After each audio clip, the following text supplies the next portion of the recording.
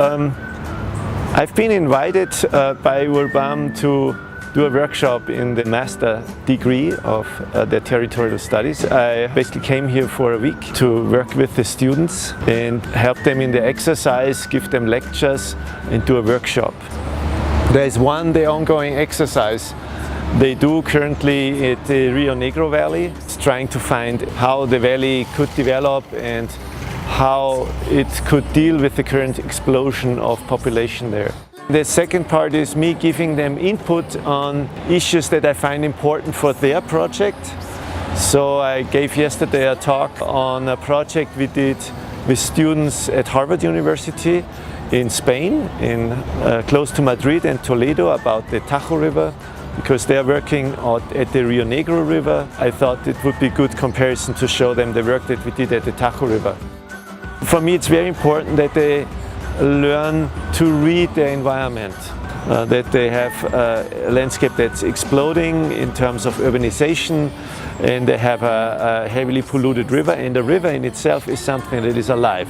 That students understand that landscape is something that exists in 4 dimensions, right? You have the 4th dimension in the time. And particularly in the design professions, the landscape architects are very good about reading time because they deal with plants. And when they design a park, the plants may be just that size. So, and then they have to think about it, how will the park be when it's that size of a tree like that? And it has to work from day one. And so the landscape is a living thing. Birds come, people come, other animals come, the weather comes, a flooding comes. And to understand that it's dynamic. So that was one part of my mission here, to give them an understanding of the multidimensionality of landscape, especially the time factor. I met Alejandro at a conference, I think in 2008 in Boston, and I was amazed about the potential that was developed and the projects that were developed in Medellin and what he did as a urban planning director at the time for special projects. And the two of us talked a lot, and in the meantime we met several times at conferences. And then he said in 2011, why don't we do a project together, a research project? We have this situation in Medellin where we have still ongoing informal urbanization, and they are settling in very dangerous terrain in the hills of Medellin where there are lots of landslides.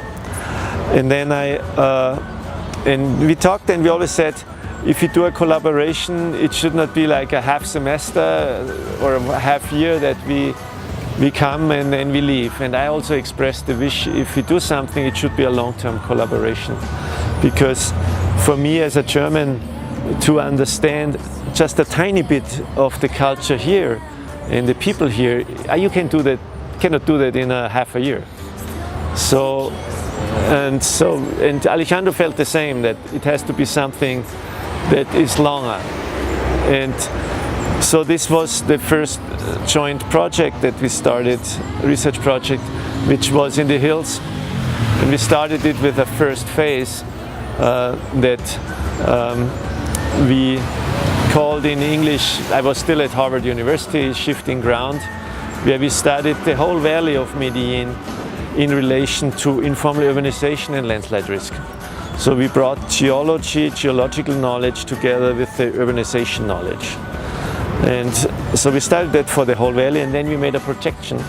If growth continues like it was in 2011, how many more people will live in 2030 in the laderas in very dangerous conditions? And we saw that there is a great necessity to intervene. And we saw that the current approach of saying, okay, we have to resettle people out of dangerous slopes is a good idea, but will take a long time. Because around 200,000 people live in landslide-prone areas. And you cannot move them in 1 year. Many of them don't want to. It costs a lot of money. And we thought we have to do another study where we look closer and also try to find some strategies that might improve the situation. So we started another collaboration, in this time with the help of the municipality who provided some funding. And then we took one community that Werthmann proposed in the hills of Medellin, because they had good information, geological information on it, and the municipality also wanted to was already doing some work there. So and we started this neighborhood of La Honda and La Cruz, about 10,000 people, 2,500 families, something like that. And we did an even more intensive study than the first time. And I have to stress that it was for me always important that Werthmann is the local team here, and they had the most people on it, and they were going into the hills doing all the interviews with the residents. And we, at that time I moved to the University of Hanover. We were just a small team of 3 or 4 people that were consulting them in the work as from the landscape architectural perspective. And that worked out pretty well. We came several times here. We developed together in workshops a strategy or several strategies. And it was a fantastic collaboration, I have to say. Over the distance, we did it every second week through Skype, where the team here came together, my team in Germany. We were sitting in front of the computer. Then we were discussing about the state of the work, what they have done, what we have done, and then what we will do next. So we did that for 1 year, every 2 weeks. So that was quite intense, and it was, but it was a good process, because we were close, even that we were in Germany and they were here. And then we developed a report and proposals and pilot projects for this area. It was a very collaborative process.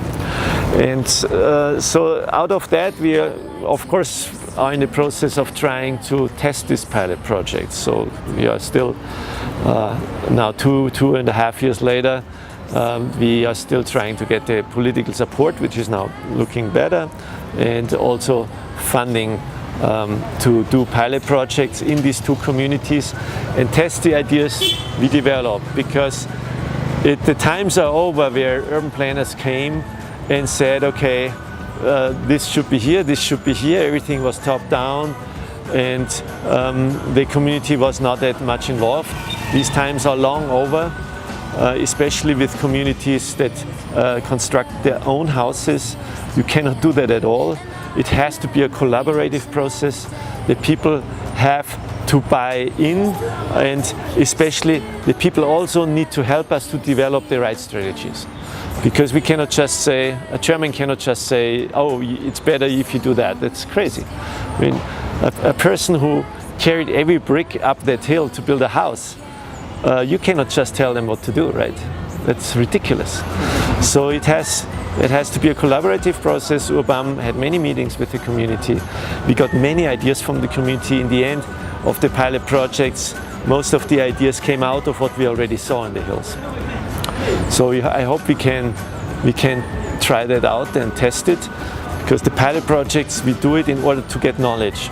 You test an idea in a smaller area, you test it with people who say, yes, we want to do this, and then we learn from that, and we do it with them together, not coming and saying, okay, you do have to do that.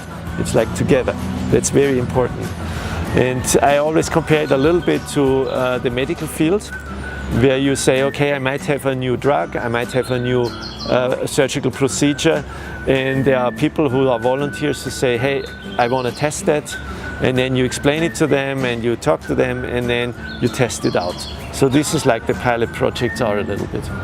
And I hope we will continue that work. We are looking at Rio Negro. We might help a little bit on that one, because you have to deal about the river, and as landscape architects we love to work with rivers because they are alive, they change, and this is a topic we like a lot. So the collaboration for us with Werthmann is one of the most fruitful that we have in our German team, because I'm not living here. I'm not a Colombian. I don't even speak Spanish, but I have a certain knowledge. And so we bring that together, and I'm so happy that we have such a fantastic partner here in Medellin, where we can basically bring our knowledge together and work together with the people and try to improve the living conditions.